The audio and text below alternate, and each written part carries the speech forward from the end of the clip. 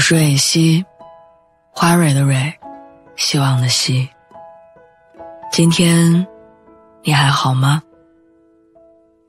不管你在哪儿，也无论你今天经历了什么，我的声音都会一直陪着你。听完今天的故事，祝你晚安，做个好梦。23岁恋爱，25岁结婚，27岁第一胎，30岁第二胎。这张人生计划表是 70% 女性的真实写照。她们在朋友圈里晒婚姻，晒孩子，晒柴米油盐，晒家长里短。那些所谓人人必须经历的人生大事，刺痛了剩下 30% 的女性。她们害怕会跟不上大家的节奏，于是被这样的焦虑笼罩着。前天深夜，我接到朋友的电话，她说她觉得男朋友不是她真正想要的那个人，但是不敢继续往下想。她说同龄人都结婚生子，过上了美满幸福的生活，她却无比焦虑。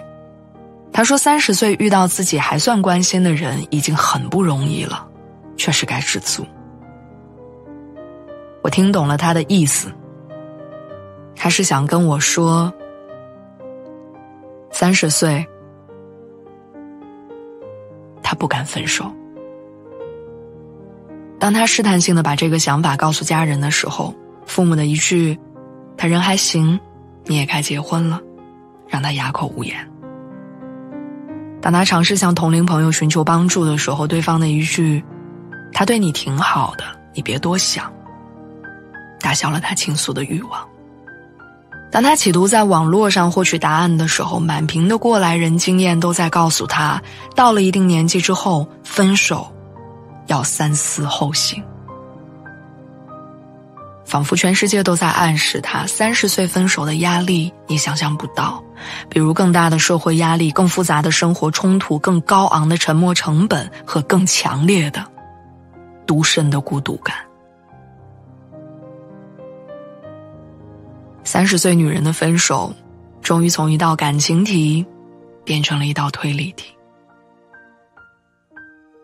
你知道麦田选择这个故事吗？苏格拉底叫柏拉图到麦田走一次，要不回头的走，途中要摘一颗最大最好的麦穗儿，但只可以摘一次。最后柏拉图空手而归。其实他在途中遇到过不错的麦穗儿，但却不知道它是不是最好的，只好放弃。直到最终他走到尽头的时候，才发现自己的手上一颗麦穗都没有。像极了爱情，也像极了他寻找真正想要的那个人的过程。我开始回想他20岁的样子，他名校毕业，家庭条件优越，吃喝住行都有着自己的一套标准，外套低于3000的不看，大排档根本入不了眼，入住的酒店不能低于4星级。他的相貌甜美，举止优雅，又不摆架子，吸引了很多优质男性，自然也谈过很多次恋爱。从某种程度上来说，他见过世面，享受过热情似火的恋爱，过上了普通人不敢想的生活。被爱的优越感提高了他的择偶标准，奔赴上百公里为他买蛋糕的人，他觉得不够帅；打听各种渠道为他买包的人，他觉得对方家庭背景太乱；当着父母的面把他宠成小公主的人，他觉得对方不够富有。总之，这些人都不是他想要的。某一天，当身边的朋友聊起话题，从下午茶转到孩子的补习班，他突然意识到自己30岁了，到了所谓没有市场的年纪，被贴上了大龄剩女的标签，更没有资格提择偶权。20岁的他有多受人羡慕，30岁的他就有多么焦虑。挂完电话，我看到被冷落在一旁已经落灰的淡蓝色夜灯。前段时间我想买一盏夜灯，我第一眼就看中了那盏米白色的，但价格略高。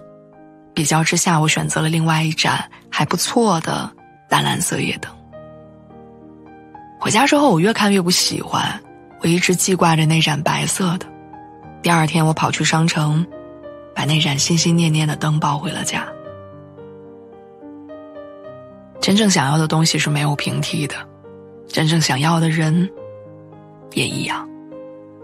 当你发觉对方并不是你真正想要在一起的人，如果你选择了无视，那在往后的岁月里，你会一直耿耿于怀。这跟年龄无关，跟所谓的30无关。